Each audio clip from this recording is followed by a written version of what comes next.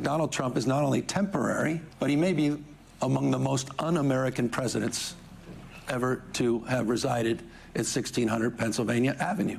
He's an invasive species. The MAGA movement is already fraying in the United States. MAGA will not survive past Donald Trump. He's a cult of personality. Ronald Reagan would be ashamed of this moment in time. Europe feels more united today than it has in some time, and perhaps maybe that is the one contribution of Donald Trump.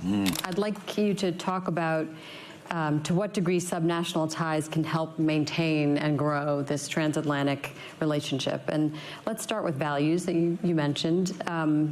The transatlantic relationship has always been held together by a shared set of values: individual liberties, pluralism, equality, rule of law. The U.S. administration is not always adhering to these ideals. But Governor Newsom, as I live in your state, I know that you have not wavered.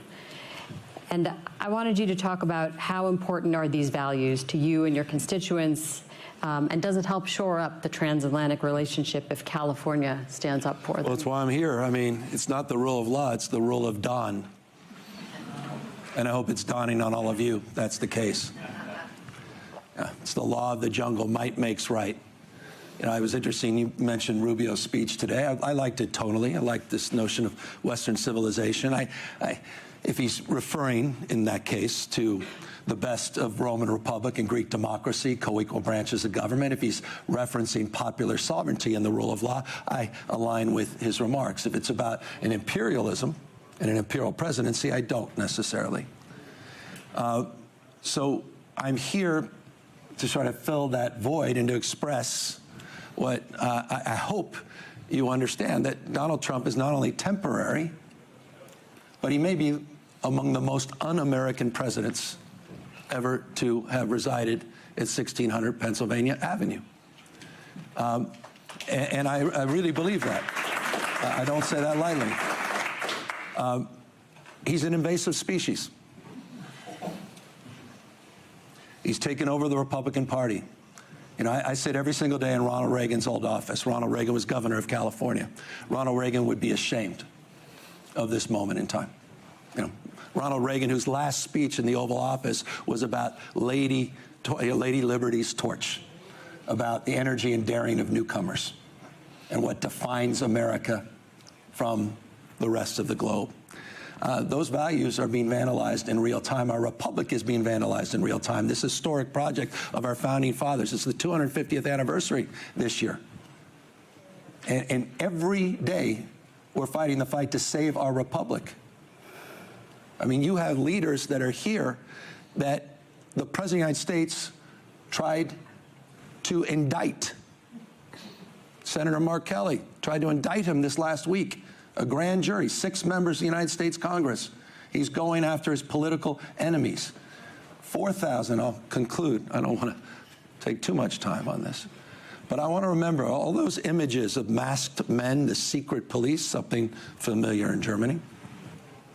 Those first images came out of my state, the second largest city in the United States of America. We saw 4,000 National Guard federalized. First time, we'd never seen anything like this. And 700 active duty Marines sent not overseas, but to the second largest city in the United States of America, militarizing the streets of my city. Masked men showing up, unaccountable, no ID, smashing windows, dragging people out, people disappearing in the United States of America. 2 people gunned down and killed just recently. It's a long way of saying this.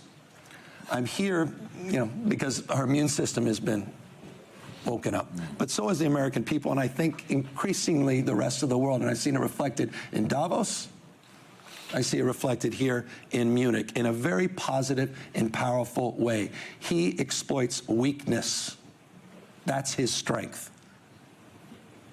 But he responds very differently to conviction, character, purpose, where people are expressing themselves firmly and formally. And I believe that the tone and tenor of Rubio's speech today is reflected in that. It has been reflected in the actions of many European leaders. And I believe Europe feels more united today than it has in some time. And perhaps maybe that is the one contribution of Donald Trump.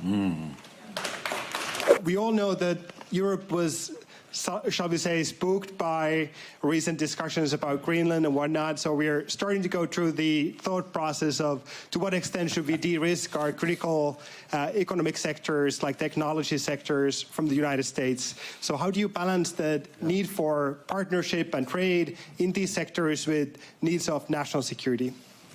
Well, forgive me, I hate that question. Yeah. I mean, but this is a question you're all asking all around the world. This is, you know, it's a question you're also answering. Sturmer answered it by going to China. You know, Carney answered it by a 6.1% new tariff for Chinese automobile manufacturers, not in Michigan, but in China, bringing them into the market. The rest of the world is, you know, de-risking against the United States. You saw the EU do that in South America, and the deal they followed up, that was a stubborn deal for years and years and years in India that finally broke free. That used to be us. So it breaks my heart. And so back to my point. This is temporary. It's temporary. MAGA will not survive past Donald Trump. He's a cult of personality. I said invasive species. Some of you may not know what the hell I'm talking about. But he took over this Republican Party. You made the point. That old Republican Party, some of them are here. I mean, none of us recognize them. They don't recognize themselves. They don't recognize themselves. I mean, Rubio doesn't recognize himself. He was one of the most effective critics of Donald Trump in the United States of America. Yeah. He should rewatch his old videos. He was right. Lindsey Graham was right. This is temporary. Guys, they're out of a job in November unless they buck this president. 6 bucked the president just this week on tariffs in Canada after Trump threatened them in the primary. You're seeing members of the movement drop out, but have the courage, Marjorie Taylor Greene, to at least have the courage of their convictions and express themselves. I just don't see it. I don't.